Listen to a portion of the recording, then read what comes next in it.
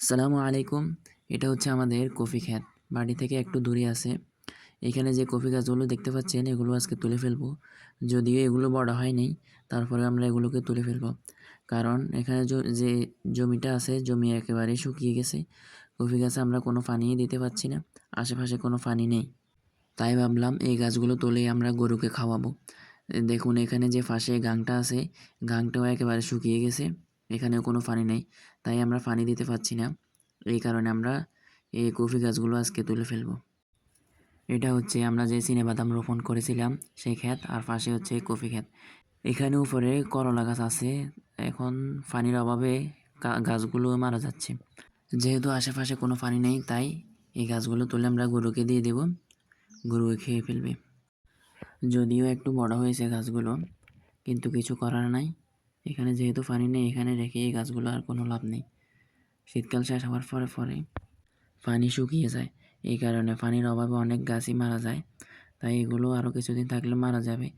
এতক্ষণ তুলেছি ফুলকপি, এখন দেখুন এই পাতাকপিগুলো তুলে ফেলবো। এগুলো যদিও একটু বড় হয়েছিল, তারপরও কিছু করার নাই। যেহেতু পানি নেই, সেই কারণে তুলে ফেলবো। তুলতে তুলতে অনেক গাছ তুলে ফেলেছি। দেখুন এক খাঁচি হয়ে গেছে। যদিও মনে হচ্ছে এখানে অনেক গাছ, কিন্তু এগুলো দেখলাম অনেক হালকা, তাই আরও তুলতেছি। যেহেতু এখন আবার বাড়ি যাব, তাই ভাবলাম বেশি করে নিয়ে যাই।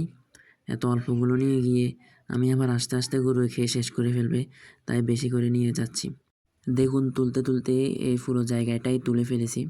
দেখুন এখানে আর কোনো গাছ নেই। তো বাড়ি গিয়ে আমি আবার চলে আসলাম। দেখুন এই গাছগুলো তুলে ফেলেছি, আর এখানে অল্প কয়েকটা গাছ আছে। এগুলো আমি তুলে ইনশাল্লাহ বাড়ি চলে যাব। দেখুন এখানে যে কয়েকটা গাছ আছে তা শুধু বাঁধাকপি। ফুলকপি গাছগুলো ছিল সব তুলে নিয়েছি। দেখুন মাশাআল্লাহ এই গাছগুলো কত বড় বড় হয়েছিল। এখন পানির অভাবে তুলে ফেলতে হচ্ছে এই গাছগুলো। যদিও এগুলো দেখে এখন মায়া লাগছে, তাও কিছু করার নাই। পানি যেহেতু নেই, তাই সব তুলে ফেলতে হবে। সব তুলে গরুকে দিয়ে দেবো, গরু সব খেয়ে শেষ করে ফেলবে। তুলতে তুলতে আল্লাহর রহমতে অনেক তুলে ফেলেছি। এক গাছ হয়ে গেছে, আর কয়েকটা গাছ বাকি আছে। এগুলোও তুলে ফেলবো। ওইখানে যে কুমড়া গাছটা আছে ওইটা হচ্ছে শাল কুমড়া গাছ। এটা আমার দাদা লাগিয়েছে আর অনেক আগে। এটা তেমন কোনো গ্রোথ নেই।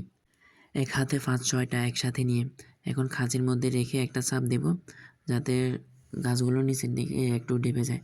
দেখুন আর মাত্র একটা আছে, সব তুলে ফেলেছি। সব গাছ তুলে শেষ করে ফেলেছি, আর শুধু এই বাকি একটা আছে, এটাও তুলে নেব।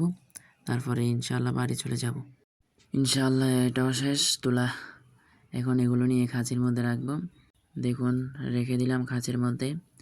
আর এখানে যে জায়গাটা দেখতে পাচ্ছেন সব শেষ, সব খালি করে ফেলেছি। এক খাঁচি পুরো হয়ে গেছে। দেখুন এগুলো তেমন ওজন নয়, হালকা।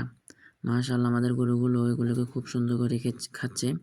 এর আগেও এক খাঁচি দিয়েছিলাম, সব শেষ করে ফেলেছে।